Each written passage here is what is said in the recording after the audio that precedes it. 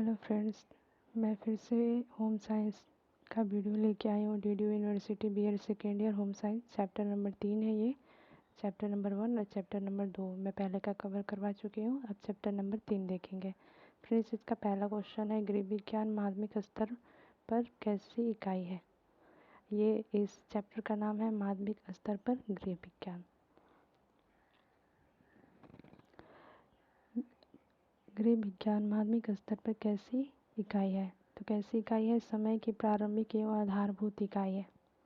Question number 2, माध्यमिक स्तर पर गृह विज्ञान की छात्राएं कैसा ज्ञान अर्जित करती हैं, तो कैसे ज्ञान अर्जित करती है माध्यमिक स्तर के गृह विज्ञान की छात्राएं, तो शरीर एवं स्वास्थ्य विज्ञान का ज्ञान अर्जन करती है, पाक कला का ज्ञान अर्जन करती है, बाहर पर्यावरण को सुरक्षित करने का ज्ञान अर्जन करती है, अवकाश के सदुपयोग का ज्ञान अर्जन करती है, उत्तरदायित्व की भावना का ज्ञान अर्जित करती है, संतोष की भावना का ज्ञान अर्जित करती है और सामाजिक एवं नैतिक गुणों के विकास की भावना का ज्ञान अर्जित करती है।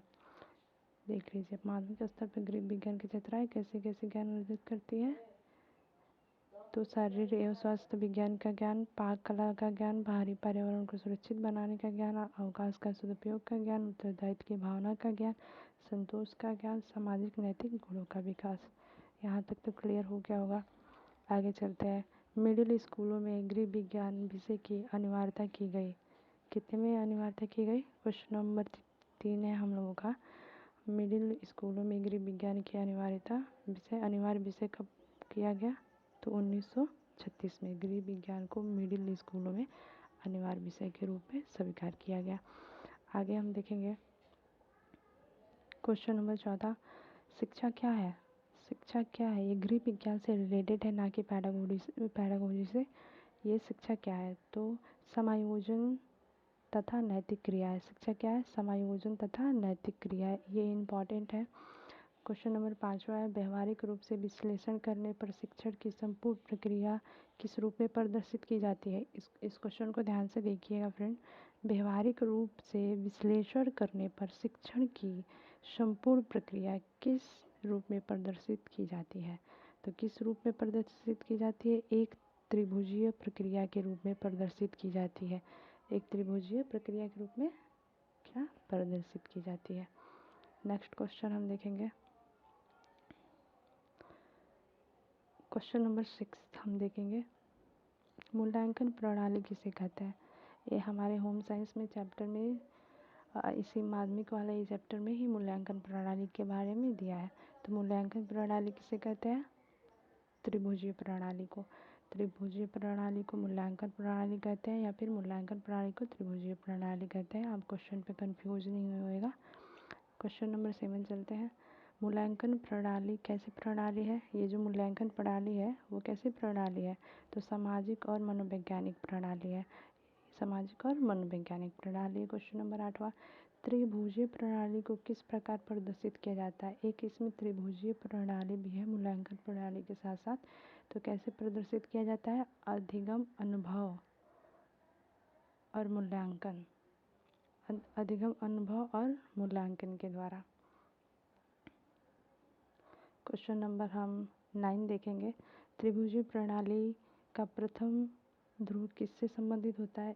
इसके 3 ध्रुव है। जो ये त्रिभुजीय प्रणाली है इसके 3 ध्रुव है। ये पूछ रहा है कि त्रिभुजीय प्रणाली का प्रथम ध्रुव किससे संबंधित होता है, तो किससे होता है, कक्षा शिक्षण की उद्देश्यों से। कक्षा शिक्षण के उद्देश्यों से संबंधित होता है।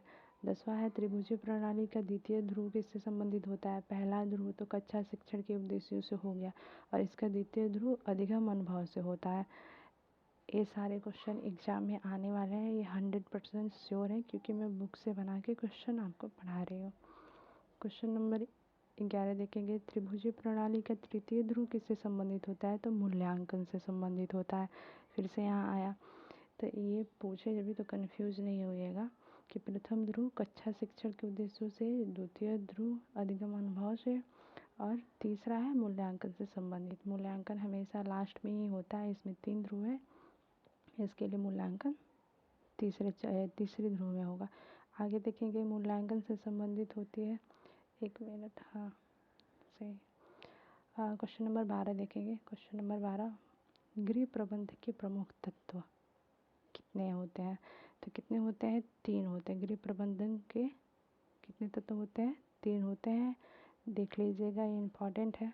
ये क्वेश्चन डेफिनेटली आएगा एग्जाम में। क्या कौन कौन से होते हैं? 3 तत्व तो होते हैं, लेकिन कौन कौन से? तो नियोजन, नियंत्रण, मूल्यांकन। मैं अपनी आगे की वीडियो में ये डिस्कस कर चुकी हूँ। क्वेश्चन नंबर 13, नियोजन कैसी प्रक्रिया है? तो निरंतर चलने वाली प्रक्रिया। ये जो इसके गृह प्रबंधन के 3 तत्व होते हैं, उसका पहला तत्व है नियोजन। ये नियोजन कैसी प्रक्रिया है? तो निरंतर चलने वाली प्रक्रिया है। और नियोजन की द्वितीय विशेषता क्या है? इसकी दूसरी विशेषता क्या है? इसकी दूसरी विशेषता है पूर्वानुमान। पूर्वानुमान। क्वेश्चन नंबर 15 देखेंगे हम। गृह प्रबंध का पहला तत्व क्या है? गृह प्रबंध का पहला तत्व क्या है? तो नियोजन है। देख रहे हैं ना, ये गृह प्रबंध का पहला तत्व नियोजन है, तो दूसरा नियंत्रण है, तीसरा मूल्यांकन है। ओके, वही यहाँ भी दिया है कि क्या है। तो गृह प्रबंध का पहला तत्व क्या है? तो नियोजन है। गृह प्रबंध प्रक्रिया का द्वितीय तत्व क्या है? तो नियंत्रण है। गृह प्रबंध प्रक्रिया का तीसरा तत्व क्या है? मूल्यांकन है। यहाँ भी देखिए फ्रेंड, यहाँ भी मूल्यांकन लास्ट में है। ओके, और मूल्यांकन कितने प्रकार के होते हैं? तो मूल्यांकन 2 प्रकार के होते हैं। मूल्यांकन 2 प्रकार के होते हैं, इसे याद कर लीजिएगा। मूल्यांकन 2 प्रकार के होते हैं। कौन कौन से होते हैं? सापेक्ष मूल्यांकन, निरपेक्ष मूल्यांकन।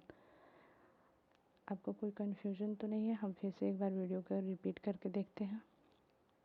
3rd नंबर चैप्टर में इतने ही MCQ बने थे, कुछ ज़्यादा बड़ा नहीं है ये चैप्टर। गृह विज्ञान माध्यमिक स्तर पर कैसी इकाई है? तो कैसी है? समय की प्रारंभिक एवं आधारभूत इकाई है। माध्यमिक स्तर पर गृह विज्ञान छात्राएं कैसा ज्ञान अर्जन करती है?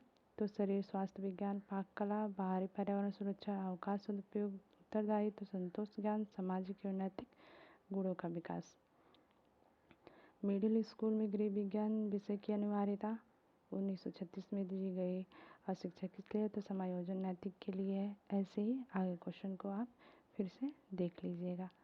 अगर हमारे वीडियो अच्छा लगा हो तो सब्सक्राइब एंड लाइक कीजिए। बाय।